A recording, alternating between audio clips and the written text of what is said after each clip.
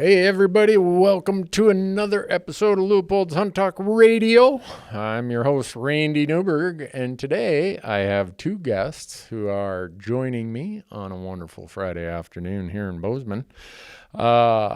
If you've listened to the news much lately as it relates to public land conservation, a lot of things coming out of the Department of Interior, the BLM, you probably have heard of American Prairie, and it's a conservation group based in Montana. And I'll let Allie, the CEO, Allie Fox, who is one of our guests here today, she'll give you the background of American Prairie more than I can. And also is Mike Kautz. He's the VP of Public Access and Infrastructure. Between the two of them, they have a really long history as being there almost from the beginning. They know what the organization has done, where it's going, what it's doing. And one of the big issues that you've heard about is the BLM / Department of Interior, the agency that the BLM is under, issued a ruling that American Prairie's public land grazing allotments on BLM land no longer can have bison, because if I understand it correctly, and Allie will clarify this, can no longer graze bison and cattle. It's got to go to only cattle because bison aren't a production livestock animal. Now, I'd ask you all to listen in on this because we're going to cover a lot of stuff. And when you hear how many bison American Prairie grazes compared to the huge number of cattle that American Prairie has on their lands, you're probably going to say, wait a second, that can't be right. No, the numbers you're going to hear are correct. Depending on the season of the year, 8,000 to 10,000 cattle, domestic livestock, are grazing on the private deeded land and the leases, the BLM leases that American Prairie has. But right now, I think, and they'll tell us the hard numbers for sure, I think it's around 900 bison. So we're talking, for every one bison that's on their properties or their leases, there are 10 head of cattle. You never hear that in all of this debating and arguing and back and forth. They also are one of the largest participants in Montana's block management program, which is how private landowners are compensated for the impacts of public hunting access. So they provide a lot of hunting access. They also, in most instances, I can't think of any exceptions, but I'm sure there are some exceptions, allow you to cross their deeded property to get to isolated or landlocked public property without having to ask for permission. That's just that opens up a lot of access. So with all the firestorm going on out there and all the stuff you hear about, I thought, well, I'll ask Allie and Mike to get on the podcast. And if any of the critics of American Prairie, any of those organizations want to come on this podcast, you have an open invite. So if you know any of those people, then say, hey, you ought to go on Newberg's podcast and present your story. I'd be happy to have them on here. And I want to hear the other side of it and why we can't have conservation on the landscape and cattle on the landscape. I'm at a loss for why this is so controversial, but maybe when we're all said and done, someone will be able to explain it to me. But anyhow, I really thank Allie and Mike for being here today. I know this is going to be a great conversation, and I want to thank all of you for being here today. Here we go.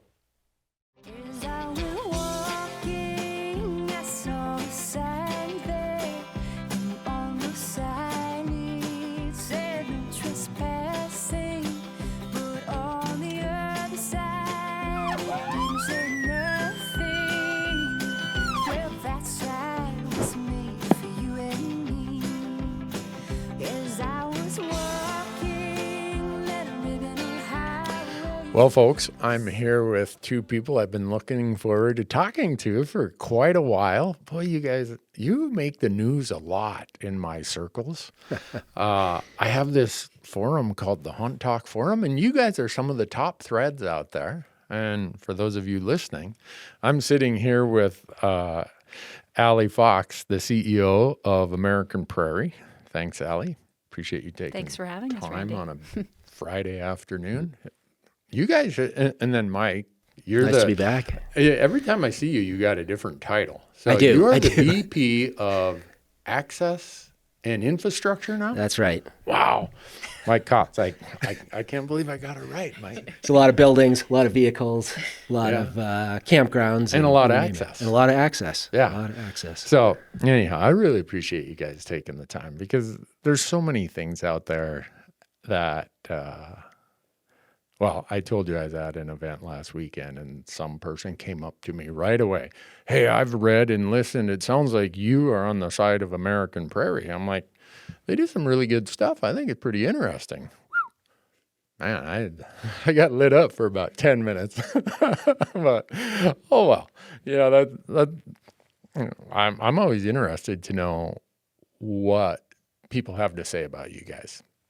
Because for me, as someone who appreciates conservation, access, concerned about the future of lands that could be subdivided, could be developed in ways that's not good for wildlife. You guys have a unique model. So without me saying all that, Allie, you've been at American Prairie for quite a while. I have. What, 18 years. 18 years? Oh my gosh, why did I only think of... I thought it was You like don't 10 think I'm or that 12. old. Okay, yeah, there you go. I didn't think you could... What, did you start when you were 13? I did. Prodigy. Yeah, but so for the audience that's listening, what's the 1-minute elevator speech of American Prairie? Sure. So American Prairie will celebrate its 25th year this year. And from day one, we have been a Montana-based conservation organization aiming to do one thing, and that is to assemble this about 3 million acre landscape of public and private lands in an area where there's already a lot of public land, and restore the habitat that we buy to the extent it needs to be restored, and welcome the public and ensure that our presence there has a benefit for not only local communities but visitors who are coming already from around the country to experience our grasslands or learn to prairie, as Mike likes to say. What do you call it, Mike? Oh, well, in my job all the time, I get this question, well, what do you do what do you do out there? Yeah. And I always tell people, you do the same things that people love to do all over Montana on public lands. And it's watch wildlife, scenic driving, camping, hunting, fishing, riding your bike with your 8-year-old, whatever you do in Western Montana, there's an opportunity to do it on the eastern side of the state. And there's a lot of folks who just haven't had the chance to visit the prairie in Montana. And honestly, it's 2/3 of our state. When you look at the map, most of Montana is grasslands. Yeah. And it's a spectacular place. And, it really... in so many places, you feel like you're getting to explore something and see something as it was since the dawn of time. Yeah. And, living here in Bozeman, traveling around to some of the busier parts of the state, you see that, well, that isn't going to be the case forever in Montana. Right. The cities are growing, and this is one part that, we hope some of this work we're doing helps keep it as it is right now. Yeah. Yeah, certainly hunters and anglers know the breaks, I would say, more Yeah. than others. But We do. You do. I meet a lot of people around the state who really haven't been to this part of the this country, and they really, they ask that question, what do you do? And it's about the silence and the night skies and big vistas. Full disclosure, my wife and I are on property number 4 in Phillips County. I knew you were a Phillips County landowner. We love to fish up there. And it's just a special place. I mean, once you get to Lewistown, you're coming from Bozeman, it's kind of like, oh, this is Montana. I think a lot of people think about Yellowstone and Glacier, and that's kind of Montana. But there's so much out there that is also Montana. But there's a reason why when Bozeman gets so crowded in the summer, I'm 5 or 6 weeks up in Valley County and Phillips County and having fun up there. But so just in full disclosure for the audience, one of my former employees came to me one day and said, "Hey boss, you're always big into the conservation volunteerism stuff. If you'd let me work remotely for this group, I'll work remotely, but I get to volunteer for 3 or 4 months in hunting season." And I know Paul, I'm like, I know he really wants to do this. And I know he's such a just studious, just such a great guy, concerned about getting his work done. I'm like, ah. And then I could tell he really loved it out there.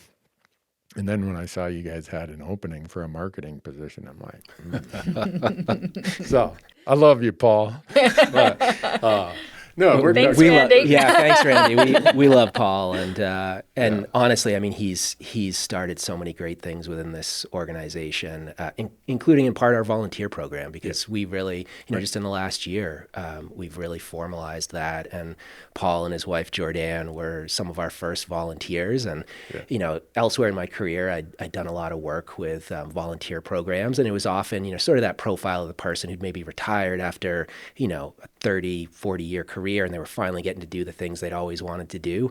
And then with COVID and remote working, suddenly you had folks like Paul and Jordan who are still, high octane careers and, starting a family and, but also really passionate about conservation and wild places. And so getting them out there really opened my eyes to the just the wider audience of folks for some of these volunteer roles. And, Well, Paul's been a volunteer. I've known him for 10 years probably now.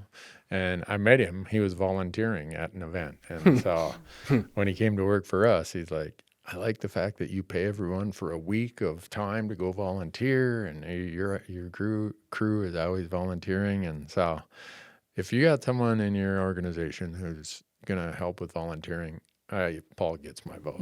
So. But now that you've taken one of my employees, we'll talk about that after. we owe you. They're very happy in Lewistown now, working with our crew there. Well, that's the other part, with him, and he's involved in the traditional bow hunters group that has a strong presence up in Lewistown. It was just the perfect fit for him, and I'm so happy for him. I'm happy for you guys. But anyhow. That was a side note for anyone who's wondering how Mike and I stay connected as well as we do. Paul is kind of the conduit to that. But can we go through some myths? Because I talked about this person who, and maybe they're not myths, maybe they're true. This person who came up and started telling me their thoughts about American Prairie, and I took notes in my head. I gotta remember this. So I'm on my phone. I have this note system on my phone. And so I don't know that we'll get through the whole list of statements that were made, but I thought, well, these are probably some that you encounter a lot, because I went through and I read some of the threads out on my website about American Prairie, and there's some of your critics are out there, well, you do this and you do that. And I'm like, okay, let's find out. So, the one is that American Prairie, when they acquire a property, it gets taken off the tax rolls, and the counties are deprived of what would have been the tax revenue from that. And I started to explain to some people how, and this is my CPA life and my other life who advises a lot of clients, that in Montana, anything over 160 acres, you automatically are qualified for an ag exclusion or an ag exemption, where ag properties get valued really, really, really low. I'm trustee of some ranches, and my house, Al the Bozeman, that is worth nowhere near what these big ranches are, I pay about 3x property taxes on my house because I can't get an ag exemption on my acre and a half where my house sits. So with that, it seems as though people really don't want to know those facts. They just want to say, you guys don't pay any property tax. Myth? True? Total myth. Total myth. Yeah, total myth. So Okay. I can address the ag rate. But as in Montana, a nonprofit is exempt on paying property taxes on 160 acres. Okay. We own nearly 170,000 acres. Deeded acres, Right. yes. And we pay property taxes on all of those. All of it. All of it. So we have, no one brags about how much they pay on taxes, but we have paid more than $1 million in taxes since 2020 on our properties. Whoa. Yep. We do. We are assessed at the ag rate. Right. We've got agricultural operations going on Right. in our properties. But yes, we pay property taxes, so we are not exempt as a nonprofit. And that's what you typically hear is because they're a nonprofit, Right. when they purchase the lands, they go off the tax rolls, and that is not true. Okay. Well, Yeah. myth number one. I got the. So you're saying since 2020, so on 5 years, 6 years, whatever it might be, you've paid $1 million in property taxes. More than $1 million cumulatively. All right. Well, cross that one. That was an easy one, Allie. Are they all going to be this easy? No, you tell me.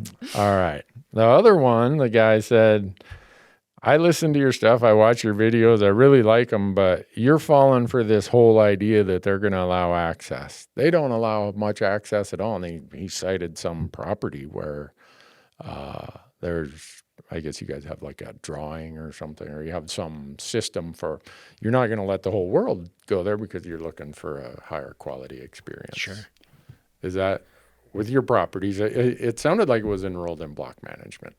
So we have a variety of access, types for hunting in particular, and it sounds like he maybe was describing the Blue Ridge property. Okay, so maybe. Blue Ridge, in 622, just prime trophy elk hunting habitat. Okay. And when we bought that property, we realized, holy smokes, you open this up into something like Type 1, it is going to be a zoo. Right. And type 1 you're referring to is in Montana, we have the block management program where private landowners enroll their property. Type 1 is just anyone and everyone just sign in at the box and off you go. Exactly. Type 2, the landowner can have a more controlled rules. And, Exactly. And there's a bit of management in the block management part. Exactly. Type 2. Yeah. Okay. And then Blue Ridge, we actually do a drawing because we realized, on that property in particular, we were interested in providing quality over quantity in that hunting zone. And so we have 18 tags a year. It's usually split equally between archery and rifle. And then there's usually 2 to 4 youth opportunities. And we literally pick names out of a hat, from folks who've drawn that. It's also a special draw district. Right. And so that one, yes, during hunting season, it is not, open to just anyone. It's open to folks who have drawn that opportunity, and then it's the hunt of a lifetime. And, we have great feedback from the folks who, have gone out with friends and family and drawn that tag and had that experience. Actually, Paul did a really nice little video with backcountry hunters and anglers about that hunting experience. And they didn't even get anything. I mean, they got skunked out there during the archery season. And he had a great description of, why that's still such a meaningful, hunting trip. So that would be Blue Ridge. That's the most restrictive. Right. But the rest of the year, the public is free to go out on Blue Ridge and do all those things I just described. Hike, watch the elk, ride their bikes, do all of those things that we all love doing outdoors in Montana. Other properties you'll see are enrolled in Type 1. Timber Creek, south of Glasgow. Right. Great example. Type 1 access. And it's been that way for decades. Works, and we'll probably keep it that way. We then have properties that are in Type 2 where, essentially what we're looking to do is manage hunter numbers. Right. As I always try to explain to, friends who may not hunt, if you go for a hike, here in the national forest and you pass 15 other hikers on the way to a lake, doesn't impact the hike that much. It's still a good hike. Right. You pass 15 other, orange vests on the way into your hunting spot. You just think, well, I got to find a new place to hunt. Right. And so, that's for us why hunting in particular, we're trying to manage hunter density at a level that keeps it a good experience for folks. Yeah. What you guys are doing in the type 2 stuff sounds very much like Wyoming has this program called HMA, Hunter Management Areas, where the landowners get to say, here are my rules. And they have a drawing for it, and the state conducts the drawing and does everything. The satisfaction rate among hunters in Wyoming about that program is off the charts. But yet in Montana, it's almost like some people are mad that you do that because maybe they didn't get a reservation or they didn't draw a Blue Ridge or whatever. So it's kind of interesting to see how some states have a different approach to letting landowners kind of determine what the quality of the hunt and how they want to manage. I mean, in Wyoming, hunter management, it has the term management in it. Montana, block management has the term management in it, but in Montana, our incentive for payment is the number of hunter days. So there's really not a financial incentive to manage other than to open the gate and say, there you go, just make sure you sign the box so I reach my cap of how much I can be paid this year. Right, right. And for us, I mean, that financial incentive is less important than the user experience to the hunters. And so, I mean, we do surveys each year, and we get the feedback through the block management program too. And, in general, what we're hearing is, hey, like, we appreciate that you're trying to keep, we might not get to hunt every single day of the season, but the days that we do hunt, are really high quality. And I think part of it is just our stance is really trying to look far down the road and think, right, what do you see in other parts of the West, and what do you see with other user groups? I mean, river trips are a great example. Probably, there was a time where you didn't need a permit to float the Smith. Well, right, now you need a permit for the Smith, but when you get it, when you draw it, it's going to be a really great experience. It's going to be a great set of memories. You're not going to be, competing with, 50 other boats. Yeah. And so, I think that's where we are, especially, we know we're still in, the earlier chapters of, this work. And it's always easier to open things up than it is to try to put the genie back in the bottle in terms of in terms of numbers. Exactly. For sure. As quick as people think that, oh, this is always going to be a free-for-all, and then as quick as you try to bring that back down for management of the wildlife, management of the experience, then you're taking something away. Right. And one luxury we have is just that, there is a lot of space, and, we get, 600,000 plus acres of deeded and leased. That's a lot of space. And we have, our menu has a little of everything. Yeah. It's kind of like going to Aleworks. Like, you've got a good variety. Like, you can bring a big group there and everyone's going to find something. Like, if what you're looking for, like, you got up there and you didn't have any plans, and last minute you want to go out and type 1, you just need to find a property that has type 1 access, we've got it.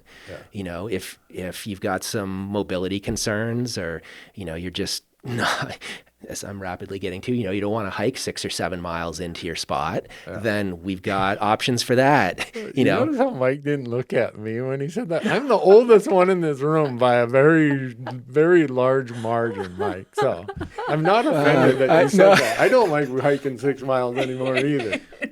Well, I'm just saying, I have a lot of younger coworkers too. Allie and I both do in the office who really. It's because Mike's a new dad, and I think it's making him think about his life. It is. Becoming a parent makes you think of your own mortality, certainly, and the lack of sleep makes you maybe feel older than you are. So that's part of what's going on for me. But I just think of some of my coworkers who, one of them, he is the kind of guy who he'll put in, 12, 15 miles, and, another guy, is a real diehard biker, and he'll go ride like 50, 60 miles out there on the prairie. And so I'm just, thinking of those guys. One of the other components of access that I try to bring up sometimes, but again, it gets shot down if someone is just a critic and they got their view of it, is a lot of places there is what would normally be considered landlocked public land. And you allow a lot of access from a county road across your deeded land to get to the public land. Is that Am I understanding that correctly? Absolutely. Yeah. Yeah, absolutely. Okay. We don't block access to public land through our deeded lands categorically. I think there are a couple of exceptions, but yeah, Yeah. we want the public to just come across and access your public lands. And the Anchor Ranch, which, you mentioned you're in the news a lot. That was one, good news story this fall was just when we managed to purchase that property, for folks who are around Montana, they're familiar with that name. For folks beyond the state, this was about 22,000 acres of deeded land with a 4-mile road through it that landlocked over 50,000 acres of public land. Right. And, the day the ink was dry on the paperwork, we, opened that gate back up and said, look, we don't know exactly how we're going to manage the public access on the deeded yet in terms of the hunting season, but we'll know that by next season. In the meantime, come enjoy your public lands. Yeah. And, that's something that is a core tenet of our public access is, give the public access to their public lands, even if it's across your deeded. And so that's, in terms of the hunting access, it does sometimes make our lives a little more complicated because, we allow access across our deeded.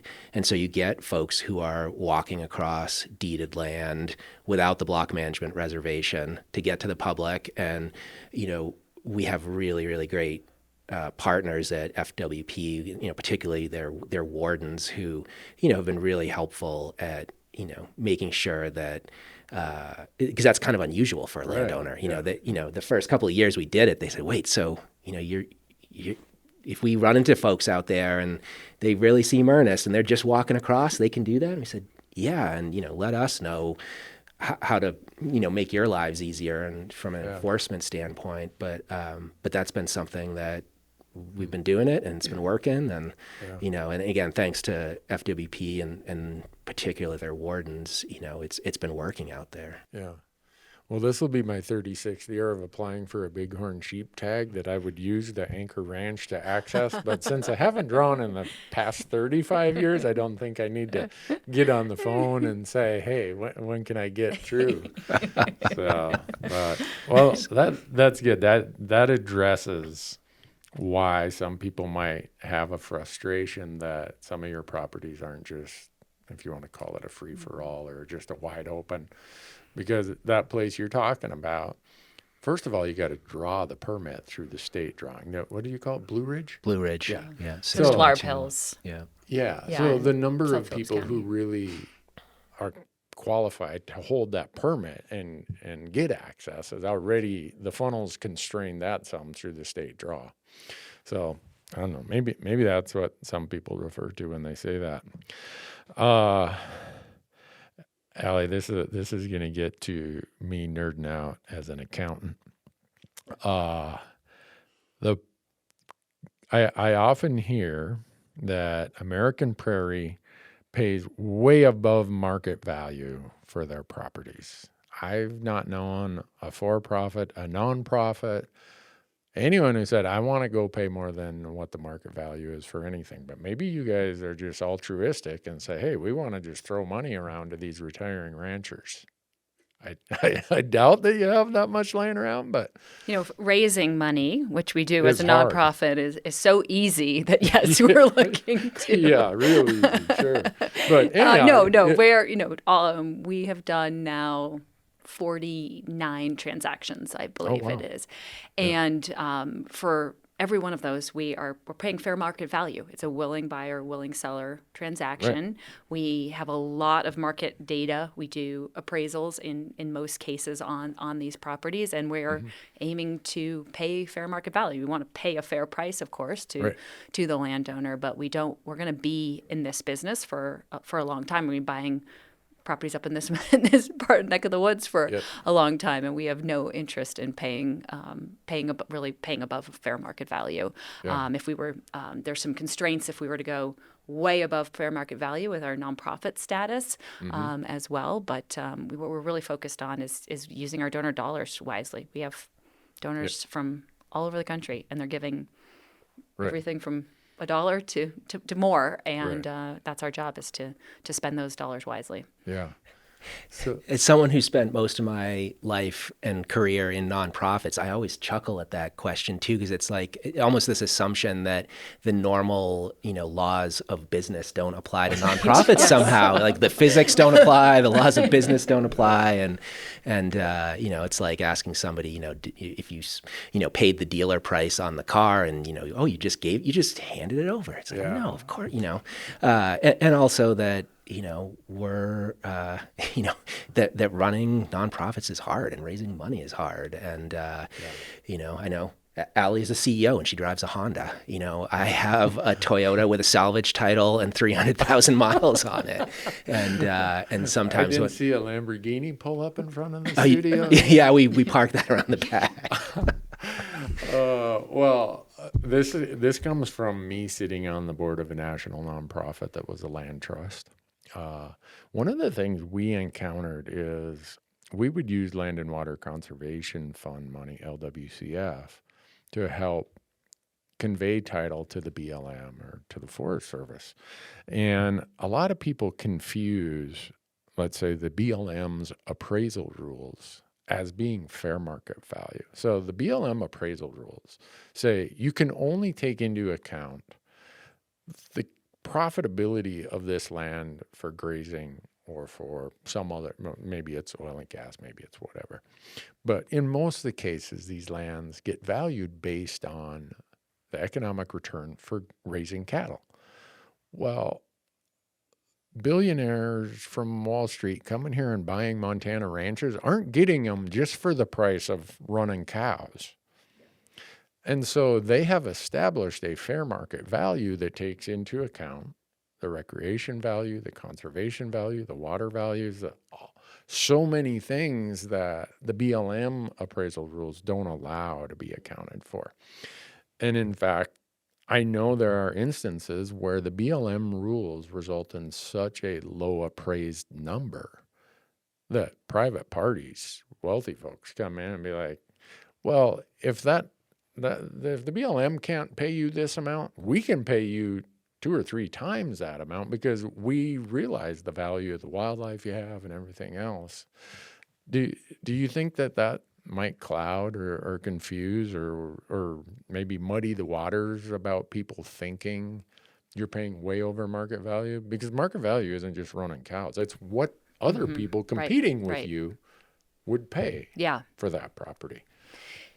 Yeah, it certainly could. And I think that's called the yellow book value. That's how the BLM does that, or probably all federal agencies do. And we never used Land and Water Conservation funding. We've never accepted any public funding. So all the money we're raising is private. Yeah, so I don't know if it's that, Randy, or if it's a rumor mill. Rumors get going, and but what we're paying per acre, and I think we've never paid that per acre. But I think the people, the 49 families and individuals would say that it was a fair transaction, and we treated them well. And a lot of these families we are leasing back to for years and years, if not, in one case over a decade. And so we're got longstanding business relationships, and I think they feel like were treated fairly by us. Yeah, and that's kind of the flip side when someone brings that up to me. Well, they overpaid. Well, you might think that, but the seller probably thinks they underpaid. And so this is me and my idea that I'm a CPA. My job is to help my clients maximize their private property rights. And so if I'm representing my ranch client, I want as many potential buyers out there as possible. And as much as I might love my neighbor, if they can only pay a third or 40% of the price, I don't love them that much. And so I say hooray for these people, those 49 families, because if they're the type of families I'm familiar with in Central and in Northeast Montana, their families have scratched out a living out there in a really hard time on tough country, subject to the fluctuations of markets and everything else, and somehow they made it work. And now, this is the common scenario we see is a lot of the next generation looks at how hard mom and dad or grandma and grandpa worked for what little they got out of it. And they're like, I think I'm going to stick with my job in the big city. I can be a lot better off financially. And so you aren't having the returning generation come to take over a lot of these ranches.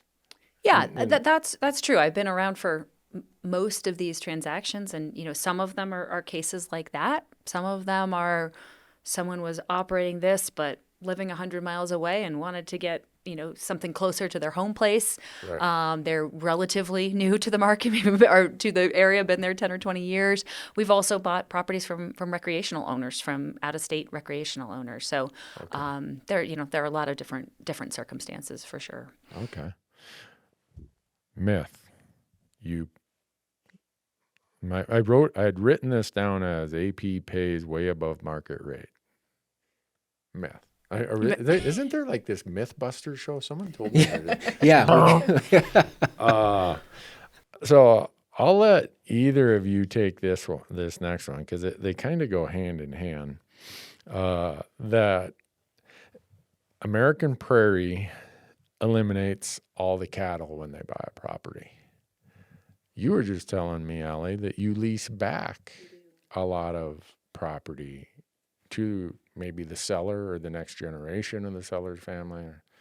So where does that claim line up with? Because I think, Mike, last time you and I talked, you told me you guys had, I can't remember, 8,000 cattle or something that were grazing your property? Yeah, so the answer now is similar. We have between 8,000 and 10,000 head of cattle on... Cattle, not bison, cattle. Cattle on our properties. We've got 25 lessees. So 25 lessees running 8,000 to 10,000. That's 300 to 400 head apiece. Yep. And then we have 940 bison. So we have... Hold on. You have 9 or 10 cows for every bison. We do. Yeah. Oh, and we have bison on 2 of our sort of 12 major units, and less than 100,000 acres of the 600,000 acres. And when you zoom out further into that 77 county area where we own land, there's generally somewhere around 500,000 cattle at any given time. So you've got, less than 1,000 bison in an area with 500,000 cattle in a state where, as far as I know, cattle are still outnumbering people, even with all the migration that's happened. Even with the everyone coming here for COVID. So I just want the listeners to think about that, because this is a statement that was made to me, is that they get rid of all the cattle, and getting rid of the cattle gets rid of the feed store owner and gets rid of the implement dealer and gets rid of, the list went on and on. Well, this is why small town Montana is drying up and blowing away, is because of American Prairie buying land and kicking all these cattle off there. We have so many lessees, and working with those lessees to manage those properties is so important to our organization. We have a dedicated staff member whose sole job now is to manage those leases. Cattle leases. Yeah. And I guess I also like to point out that our bison operations, our operations in general, support a lot of those same businesses. Right. We build a lot of fence. Right. It's not we like modify a lot of fence. We own how many pickup trucks, Mike? Yeah, we do a lot of maintenance on diesel pickup trucks. And...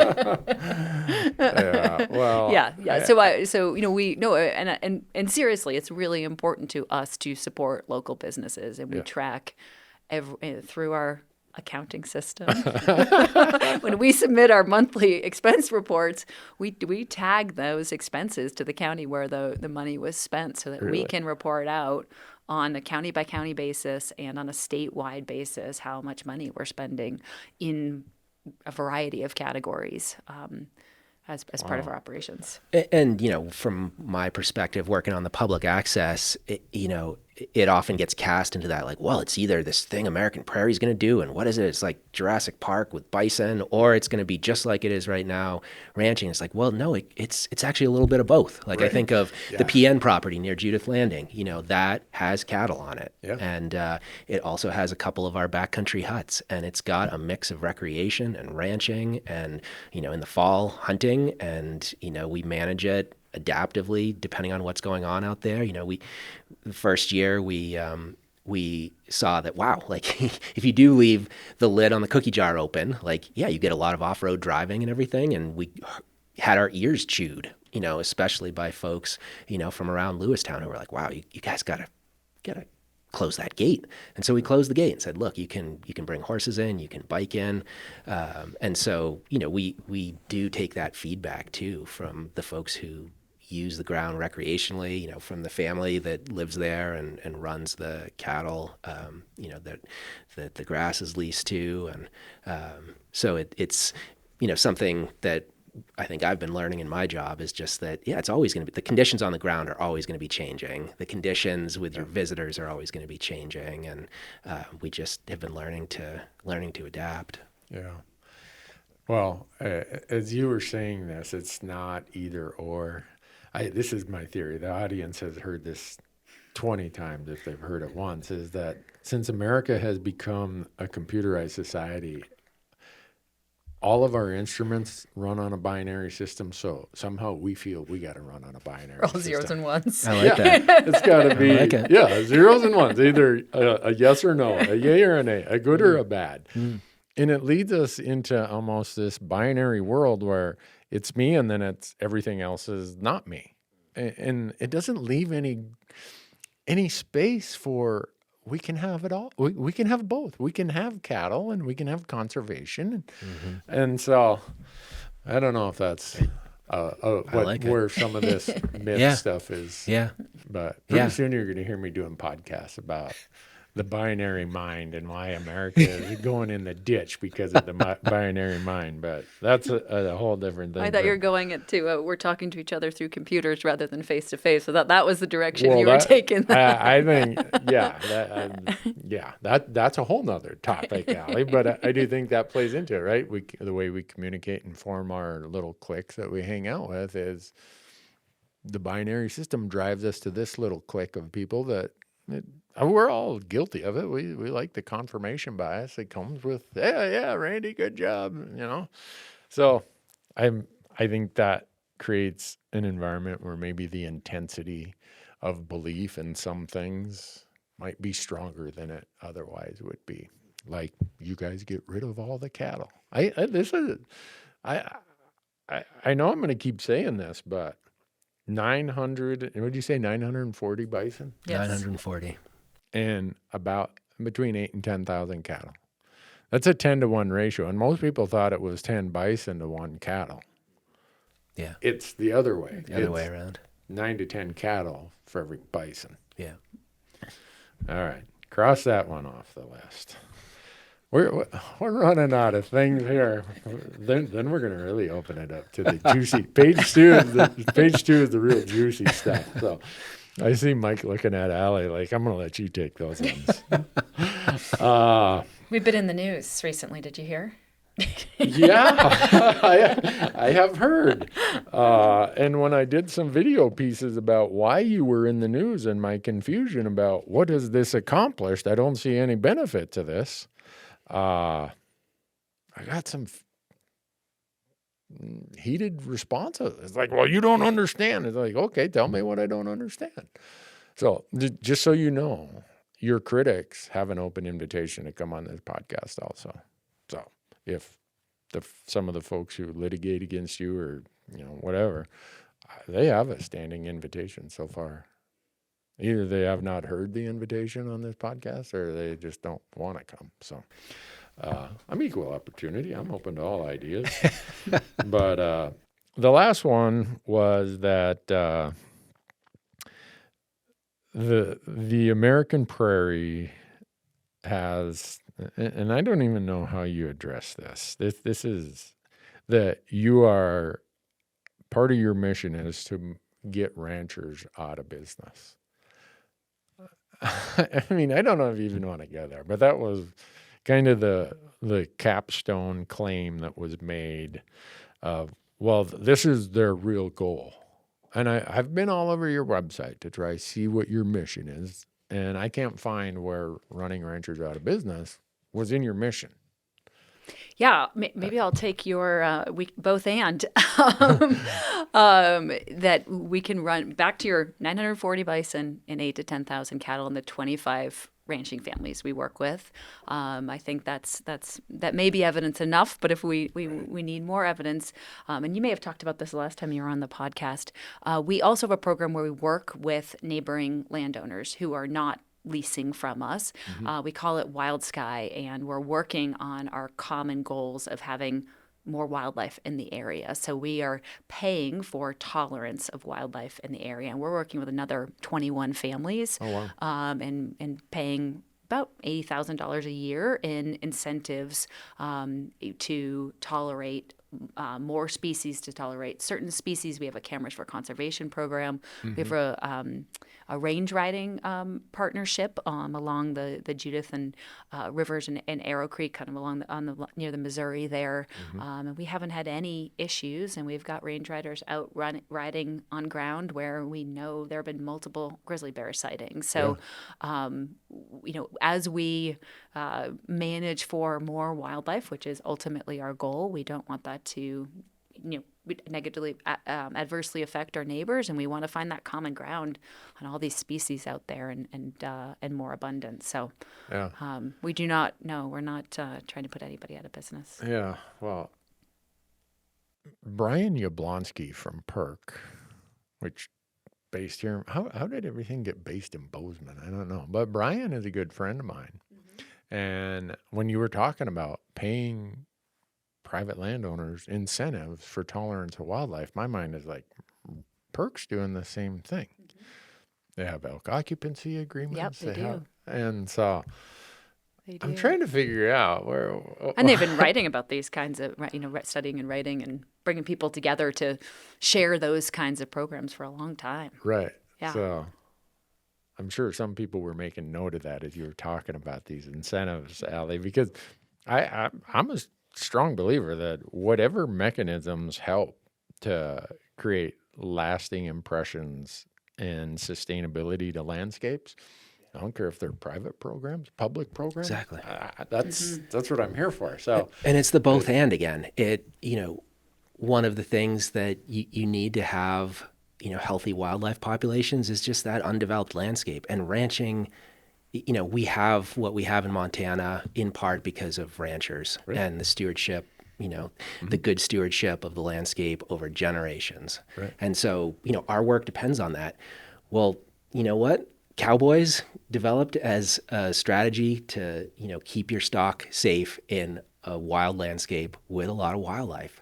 And so the two, there is a symbiotic nature to it too. Yeah. You need that open, undeveloped space. We hope ranching prospers and continues to do well. I mean, it's one of the things that makes this state, Montana, it's one of the unique things about the state we all love, and one of the reasons the landscape stays so well protected.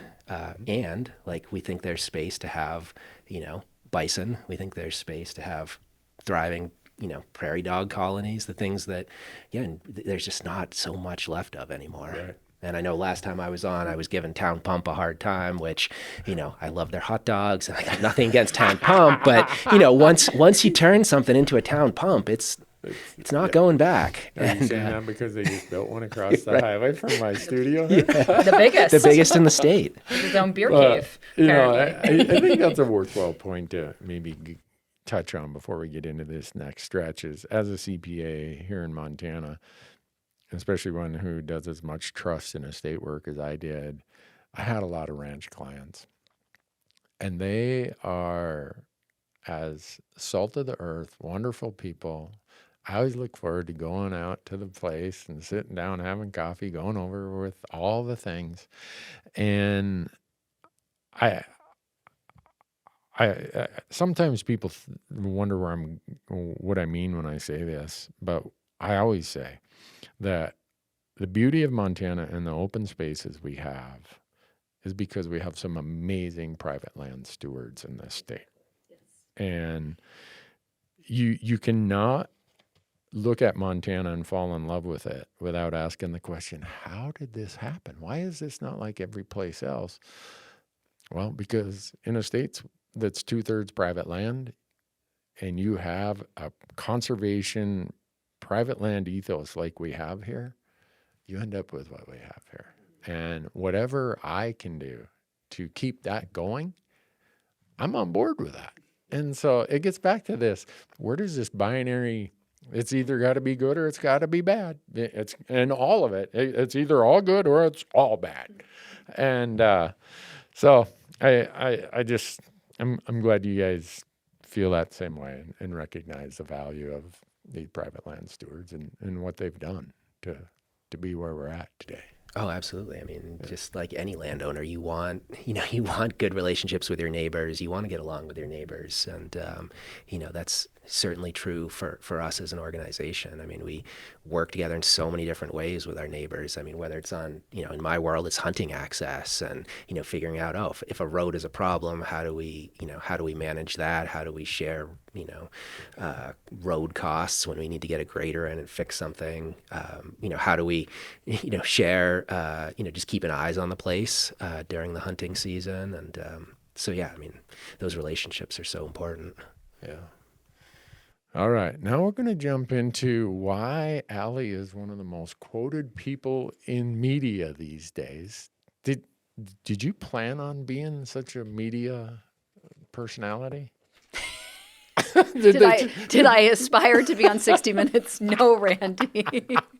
Actually, my college and childhood friends think it's hysterical that this is. Do it. I know her. No.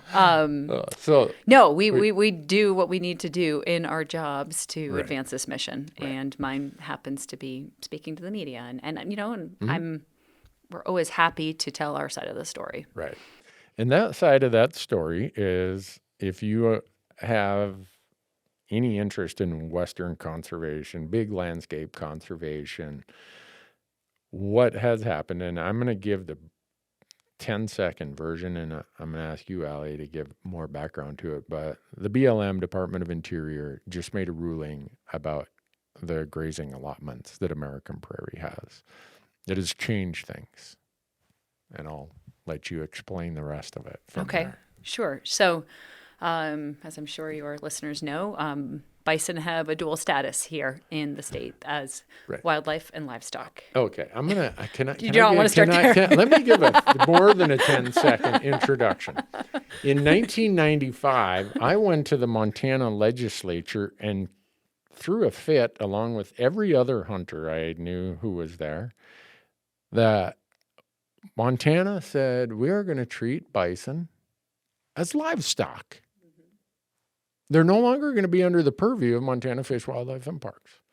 So, when you want to say that this native species is now going to be classified by statute, state statute, as a livestock item, that's some background people need to know. Is that bison are not considered wildlife except for that little strip of Yellowstone. Right, yes. exactly. Yeah. We gave a little credibility to their existence just outside of Yellowstone. But anyhow, I'm sorry I forgot that part, because the whole controversy is around the use of your allotments when it comes to bison, which under Montana statute, they took away from FWP and said, these are livestock. We're going to put them as livestock. Right. So, anyhow, that's like a 2-minute introduction. I didn't mean to intervene, but I think it's important background to it. Yeah, and I'll start about 20 years ago.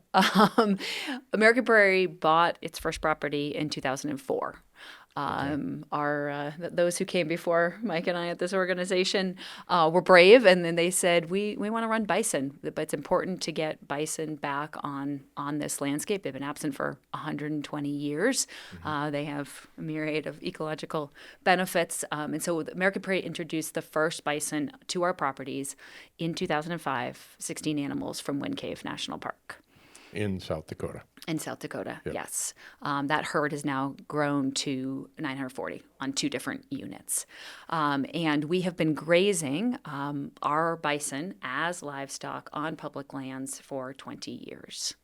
Since 2005. Since 2005. Okay. And my understanding is that for 40 years, 20 years even before American Prairie came into the picture, bison were an acceptable, eligible livestock species under the BLM's grazing regime. So we've been grazing. We've been applying for change of use. In 2022, we applied for a change of use request on. The decision was made in 2022. In 2019, we applied for a change of use request from cattle to cattle and bison on 6 of our allotments, including some of them where we'd already been running bison. It was a 3-year process, lots of public comment, long and expensive, and the decision was issued in July of 2022 saying, yes, indeed, American Prairie can have their 10-year leases, their grazing privileges on these 6 allotments. That decision is out there. You can still read it. Right. And what happened then in just January of this year, 2026, just last month, the BLM proposed reversing that decision and changing those cattle and bison permits to just cattle again. So they did not say, we're taking all your grazing privileges tied to base properties. They said they're going to be cattle only. The environmental assessment didn't change, or management on the ground didn't change, but their interpretation of the law changed. So we have challenged that. There was a 15-day protest period. We protested that decision based on the facts, based on the legal precedent, as did other groups, including many tribal entities came in to protest that decision too. Right now, the BLM, we are not the only ones with grazing bison on these BLM allotments. They're in like 6 states, and there are 40 other lessees. So, and what the BLM's new analysis hinged on, they introduced the idea that our bison had to be production livestock, even though production was not a definition that anyone has been held to, and it's unclear what that means. And I think if you look at the way we are managing our bison on the ground today, we very well meet that production standard. We are quite a number of our animals are harvested every year. They're public harvest. We haven't talked about how hard that draw is. Right. I would bid on, I'll But we've affirm harvested 370, or the public has harvested 370 animals over the last 10 years. Right. We're donating animals to food banks, and we've transferred more than 600 animals to tribes. So those are the realities and the facts on the ground. Those are the facts. So this gets back to the video I did on one of our short news podcasts we call Fresh Tracks Weekly. Who benefits from a decision that creates this unknown out there, this new way of interpreting things? And I asked that audience, I'm like, someone please email me, someone please comment below about what the benefit is to changing these rules, introducing a new definition of production that I don't think it has a statutory definition. I'm still trying to figure out what the benefit of all that was.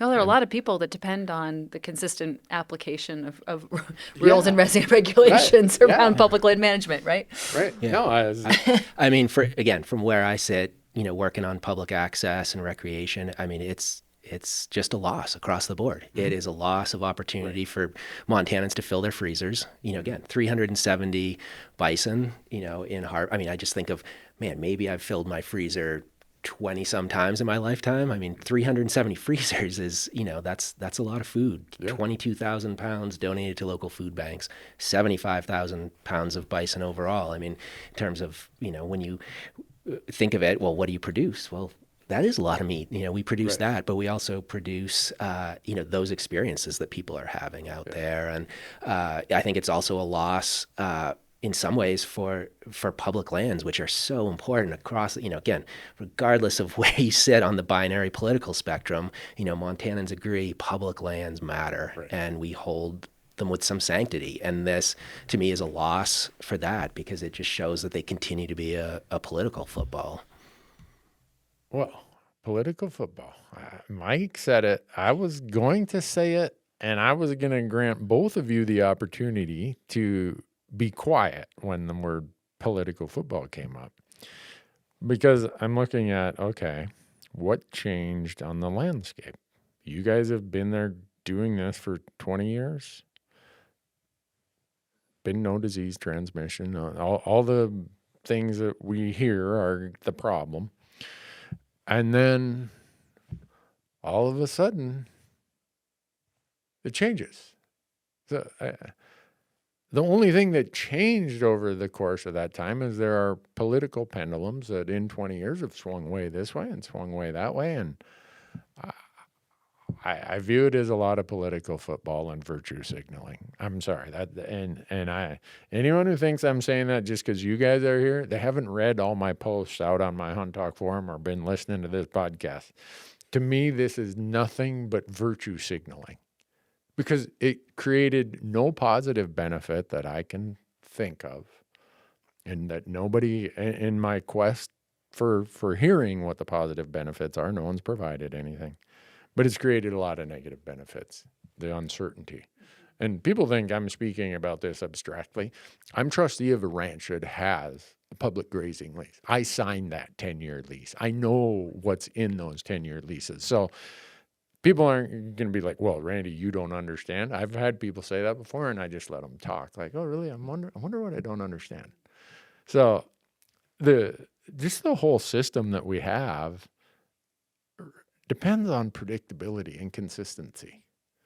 People build lives and businesses on this. And you start interjecting this political virtue signaling and you adopt some new creative legal theories about why you can accomplish your virtuous signal you're trying to make. That doesn't help anyone. It just sets a precedent that the next time someone else can come in and swing the pendulum the other way. And then somebody else's consistent planning based on a consistent application of law goes out the window.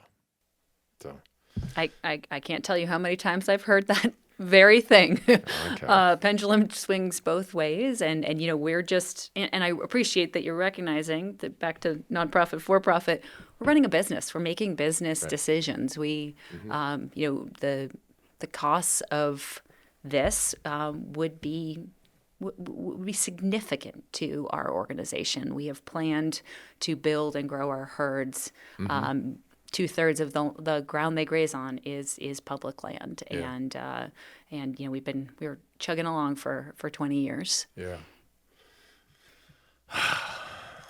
Yeah, let's not get into politics. The audience has told me that, Randy, lately you've been having to talk about a lot of politics. Can you talk about fishing or something? So, a lot of questions come from this decision. Does this mean you guys have lost your allotments, or it's just they've removed bison as an allowed use? Just removed bison. Okay. And right now it is a proposed decision. Right. It was protested. Right. There will be a final decision, and then we will pursue our options in court, whether those are federal or the administrative courts or both. Right. Okay. So we are going to defend our grazing privileges. Yeah. Yeah, as I would expect anybody, if it was a rancher who just a private rancher, and some big change was made to their allotments or their privileges under their permits, I'd be like, go get them, because that's part of what comes with that. So this hunting-centric audience that listens to this, does this mean any change to your relationship with the 25 families who you currently have grazing 8,000 to 10,000 private cattle on your leases? No. Okay. Does it change how many bison you're going to be able to graze? Will those bison have to move from public to private? Yeah, they would have to move onto private ground, and so they'd have to, be moved.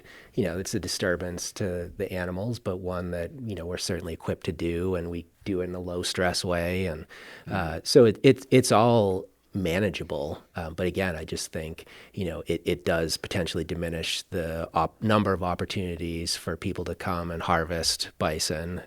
It diminishes the opportunities people have to just go out there and watch. Right. And again, we know Montanans, in addition to being great outdoors people, when you look at, we love wildlife. Yeah. We love watching, again, it's not all about the hunting and the filling the freezer. Some it's just about sitting quietly somewhere and watching them. And this diminishes that too.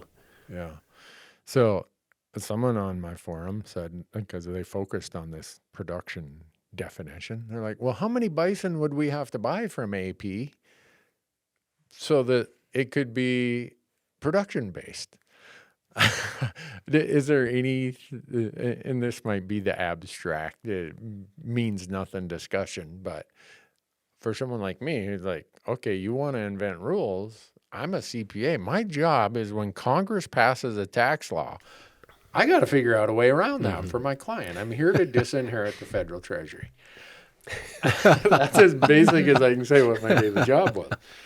So when an administrative ruling comes out that has new definitions in it, my CPA mind is like, okay, that's what how the game, you want to lay these new rules out. How many bison do I got to buy from them before it's production based? Well, that's why I cited that 370 animals have been harvested, because every single one of those people paid for that opportunity. Right. So that's kind of the point I'm trying to get at. Is this?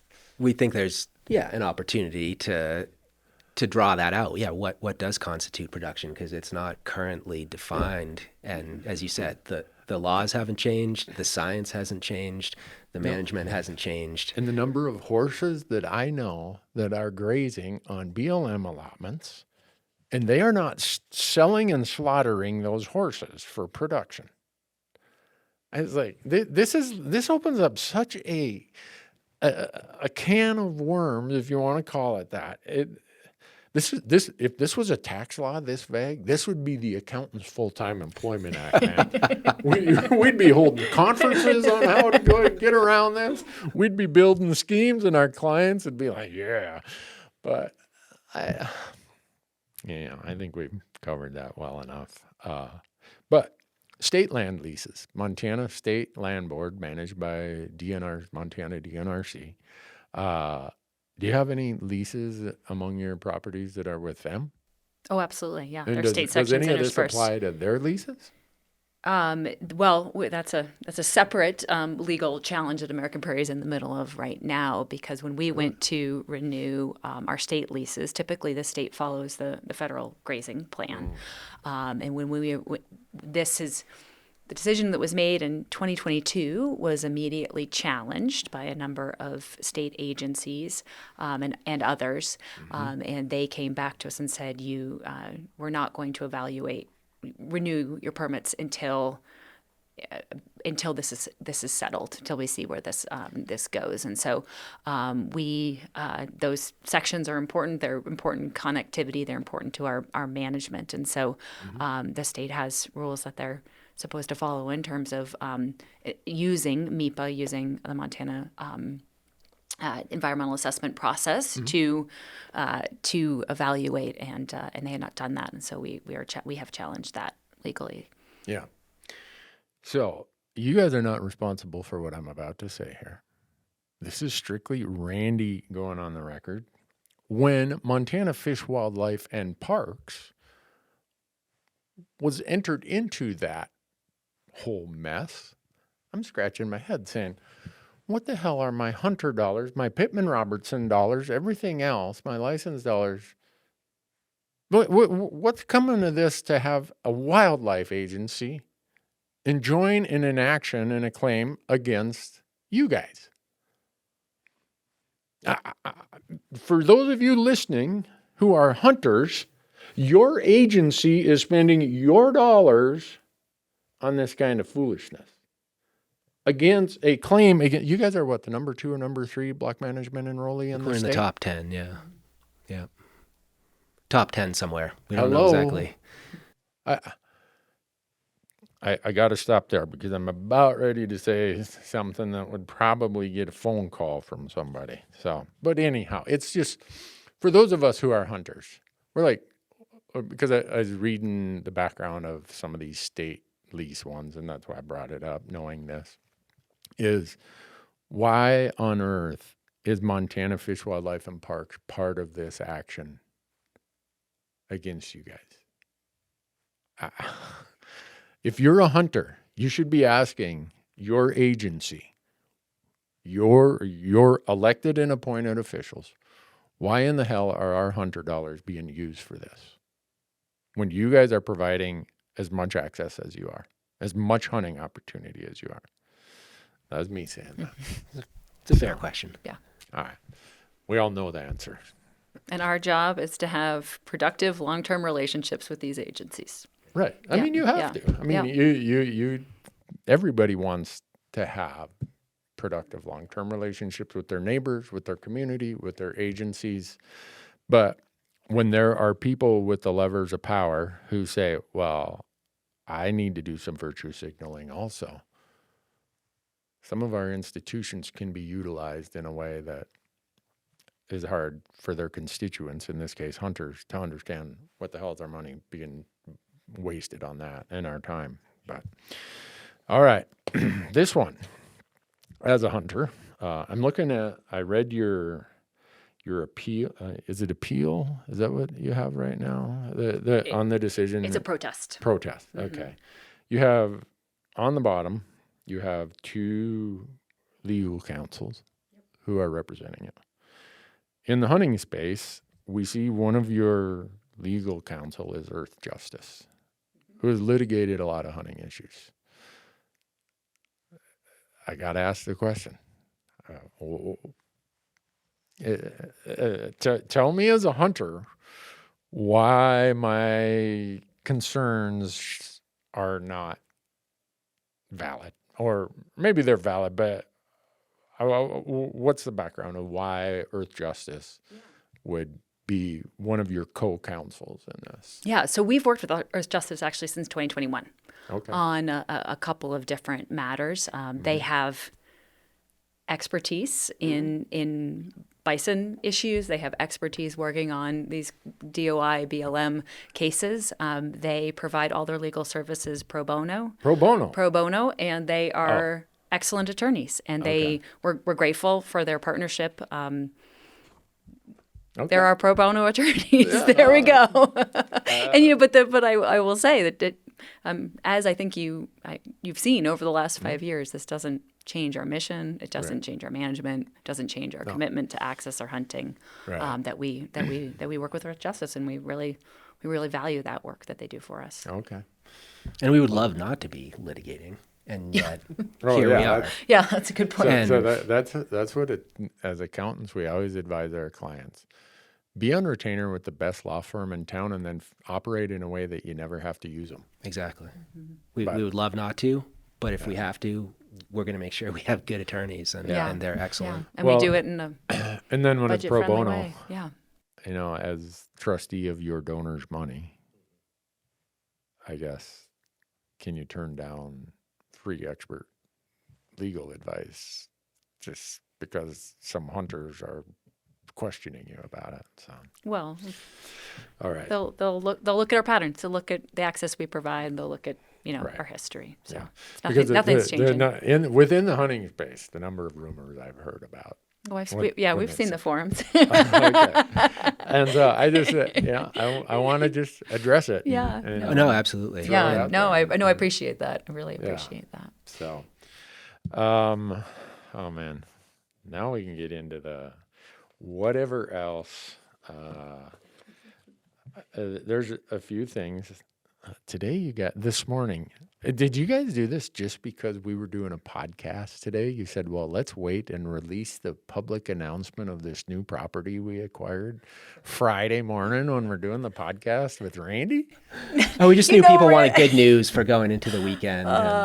I've been up on the prairie and in Lewiston. I didn't even know we released it this morning. Really? I know. Maybe Paul had a plan. But, Yeah, maybe Paul had a plan. Really? Because I got the announcement this morning that Yeah, there's I know. this property called Pintail Flat. Pintail. Yeah, yeah. I And know it was exactly one that where it is. we've had a lot of. We really were going to announce it a few months ago, and then we've had a lot of news, and our team's been pretty busy. So Yeah. so that's part of it, just where it fell in the communications queue. Okay, I didn't mean to catch you off guard. No, with no, that, no. Allie. I mean, I You knew knew. we bought the property, Randy. I know a fair bit about the property. Yeah, no, it's a really cool property up in Phillips County. Oh, it's awesome. Yeah, it's about 2,000 acres next to our existing wild horse unit and next to a waterfowl production area. So it's, it was a great addition to that wild horse unit.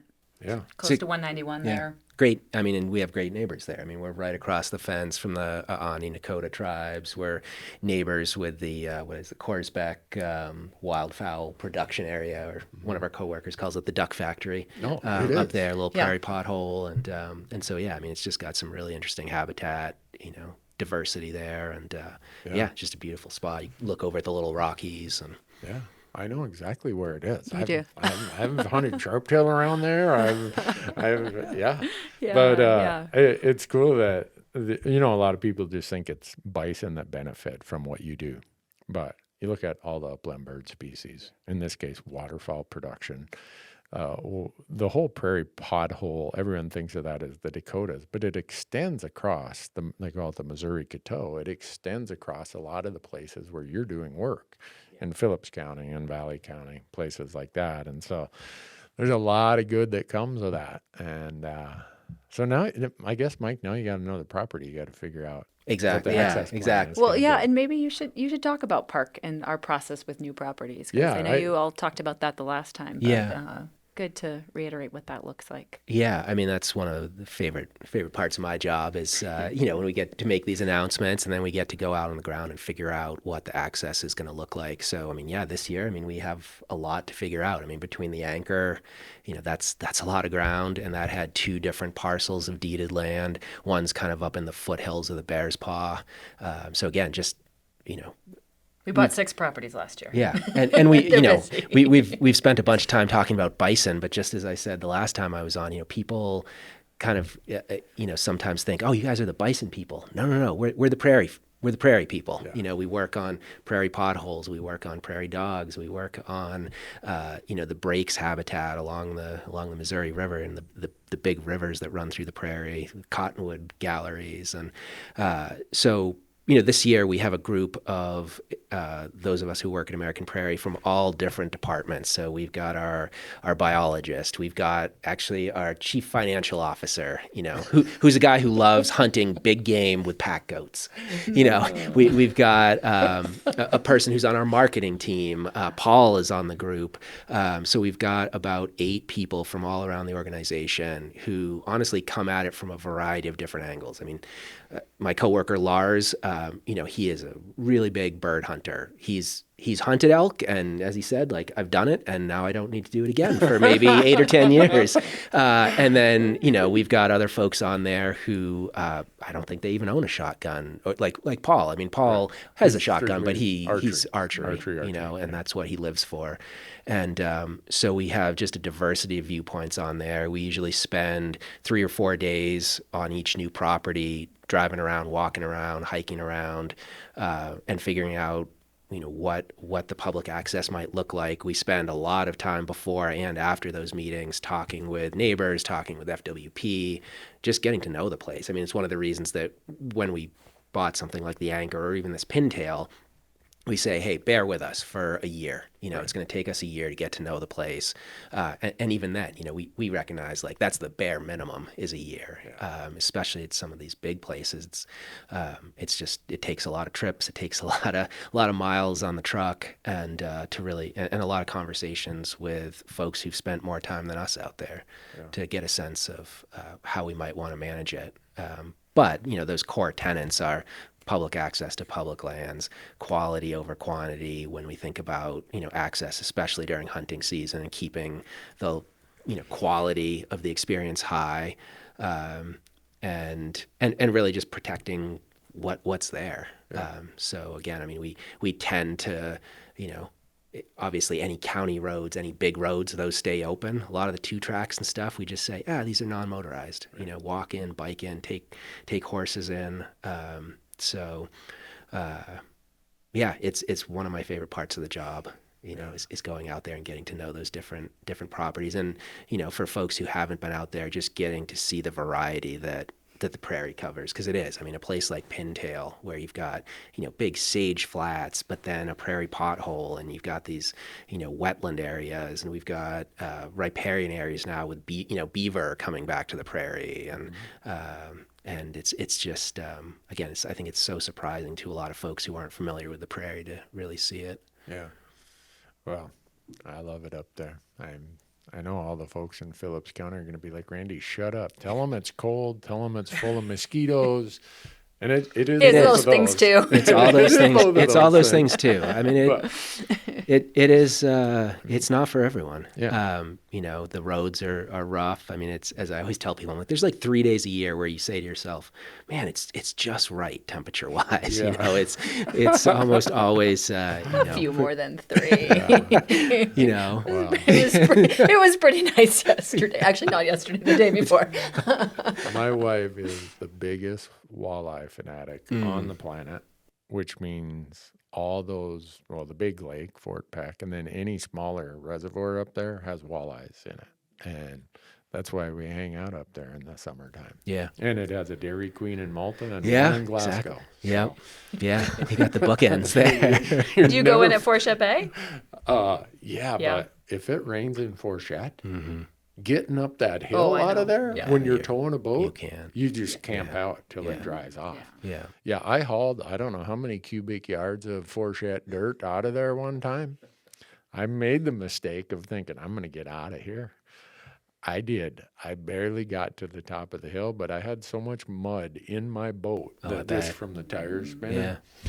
And I should have known better. There were some locals down there at the bottom of the hill when they saw me loading up the boat and throwing everything in the truck, and they're just looking at each other like, is this guy really going to do this? And I did. But yeah, I hope they never pave that road.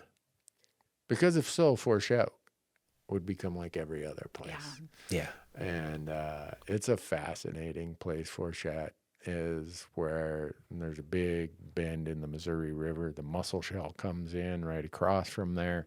It's where the river's trying to decide, am I a reservoir or am I a river? That's a good way to describe it. And the fishing's great. The elk hunting is great.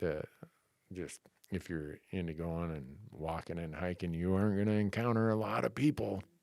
It's big. I watched the big sunset country. from there a couple nights ago. Oh, did you? Yeah. Really? Yeah. Well, a lot of times this time of year, you wouldn't be able to get in there because the road would be drifted shut. Oh, yeah. No, it's dry. There's not a speck of snow out there now. Yeah. Crazy. Yeah. And the roads are in good condition, too. What's that? The roads were good condition, too. Which is, that it's either dry and dusty and dry ruts, where if you ever hit some of those dried ruts with a boat trailer, you're like, I wonder if my axle's still back there in the rut or if it's still attached to the trailer. But so I avoid Fourchette as much as I can. Our safety manager, a couple of times a year at least, will send a picture of a delivery truck that got knocked over by one of those big, deep frozen ruts. Yeah, frozen ruts. The person was okay, but it is a good reminder how. Yeah, but I love the country out there. I go out there bird hunting a lot. This is an embarrassment to say that I have lived in Montana for I'm going on 35 years. I have never big game hunted north of the Missouri River. Oh. I've only bird hunted and fished north of the Missouri River. Well, you'll have to put in for that 622. Well, what I was going to say is I apply for your bison hunts, but I must not have a lucky number or something. I don't know. So you're a Gallatin County resident, not a Phillips County resident. I know. So I wanted to touch on that though, because in that bison draw that you hold every year, you give preference. You have a certain pool of tags that they got to be a Phillips County resident. Is it Phillips and Valley? It's all the counties where we own property. Okay. Yeah. which is not where I live in Gallatin No, County. it's not Gallatin County, no. So yeah, if you have 6 plates, the chances are lower. But yeah, I mean, that it's the general way of structuring it is that, yeah, I mean, we have an opportunity or two for people who could live anywhere in the world, really. And then there's more opportunities for folks from Montana. And then there's even more opportunities for folks in the 7-county area. And then we have opportunities reserved for our tribal neighbors. So, so yeah, that's generally the way we run it. We, the Blue Ridge hunt, that we have more opportunities for Montana residents in that than the out of state. So in general, we're trying to give some priority depending on geography, and closer to home you are, the higher think it's the great. chance. You're not the only one doing that. There's a large landowner in Park County who bought a premier elk property and allows elk hunting on that property only to Park County residents. Okay. Yeah. And it's argument, That's which I think is a neighborly. great Yeah. case. I want to be a good neighbor. I want the locals here to be able to come and take a cow elk, and I think they also have a couple bull elk hunts on there. And I think it's a great idea. And even though I don't live in Park County and I'm not invited, that's all right. I think that's part of his effort to try to be that good neighbor. And so when I see that, when I get my fish camp built in Phillips County, I might have to change because my wife told me by the end of summer of 2027, you're finally going to build our fish camp. And it's in Phillips County. So I thought I was going to get it done this summer, but it doesn't look like it. But maybe I'll have to use my address there. Or maybe I'll just have to move there. I don't know. But, no, it's a wonderful country up there. The people are so nice and so friendly. Allie, you grew up in a little town in Vermont. Vermont, right? yeah. I grew up in a town of 500 people in northern Minnesota. So when I drive through Saco, I'm like, man, this is home. Yeah. And if you've ever taken Highway 2 across the High Line of Montana, you drove through Saco, you may not have known it. Yeah. Can't blame Kind of like where I grew up in northern Minnesota. Yeah. The only reason you stopped in Big Falls, Minnesota is you were lost or you had to go pee. Yeah. But I think that's such a big part of why I like it up there. It's small town America and the people are wonderful and I enjoy it up there. But any other things that you guys want to let the audience of the Hunt Talk Radio world know about that we haven't covered? Geez, just going on the small towns. I mean, last time I think I brought Aldo Leupold. This time I brought Sherwood Anderson, who grew up in Ohio out on the prairies in that kind of small town. And, just thinking about, just inspiring people to go out and make a visit someday. He has this great quote about prairies. And, we've been talking today about, controversy and lawsuits and all of that. And this one's pretty fitting. He says, is it not likely that when the country was new and men were often alone in the fields and the forest, they got a sense of bigness outside themselves that has now in some way been lost? Mystery whispered in the grass, played in the branches of the trees overhead, was caught up and blown across the American line in clouds of dust at evening on the prairies. I can remember old fellows in my hometown speaking with feeling of evenings spent on the big empty plains. It had taken the shrillness out of them. They had learned the trick of the quiet. And I think, we live in a pretty shrill time right now. And I think that's one of the things I always find out on the prairie is that quiet. Yeah. And so I encourage people to go out and find their version of that. No, and I couldn't agree with that more. I've never heard that quote before. It's in Wallace Stegner's Wilderness Letter. He quoted it too. Okay. And Stegner was a guy who grew up on the prairie, Saskatchewan. Wow. There's just so much there that it is lonely. And I love the loneliness of what a lot of is there. And I hope that you guys can continue to do what you do. And, we can have good conservation of landscapes. And we can have cattle ranching. We can have families living there. Doesn't have to be binary. I am like this is why I'm so anti-party, because the world of politics, parties, just that is a binary thing, it seems like. And I just want us to think bigger and be bigger. And we can do that. We can have all of this. It's just whether or not we're willing to. And so, well, Allie, Mike, thank you so much for being here. Yeah, thank you. Appreciate you having us. You always have an open invitation, just like some of your critics have an open invitation. And if ever you feel that there's something that the hunting audience needs to know, Awesome. I'll try my best to let them know. Appreciate it. So, Yeah. Come see us this summer. when I come up off Fred Robinson Bridge up the hill towing my boat, I always wave at your campground there. Oh, yeah. Sure. Is it Antelope Ridge? Antelope Creek. Yeah. Antelope Creek. Yeah. Yep. So I'll probably be driving past, heading to the lake. There's a nice bathroom there. You could stop. Oh, there- Say there hello. you go. Okay, yeah, I'm lost. Nicest bathroom on that I section. either lost or I gotta go pee. I'm stopping at Antelope Creek. But it's yeah. amazing. You usually when I have swung in there before, it's crowded. Not crowded, but Yeah. I'm like, no one's ever gonna come and camp out here or visit here. In the summertime, you guys, when I've been by there anyhow, Yeah. it's been pretty full. Yeah. And the numbers just keep going up. It's like Really?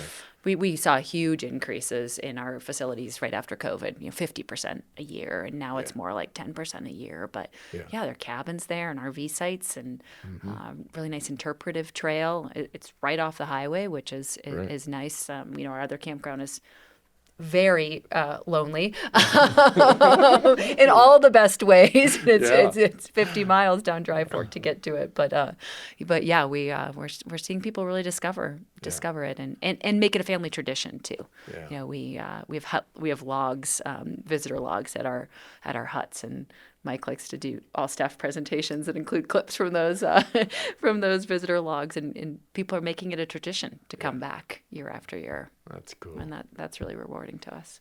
Well, thanks so much for your time. Yeah. And Likewise. your commitment to conservation. Likewise. I appreciate it. Yeah. Thank you. Thanks for being here, folks.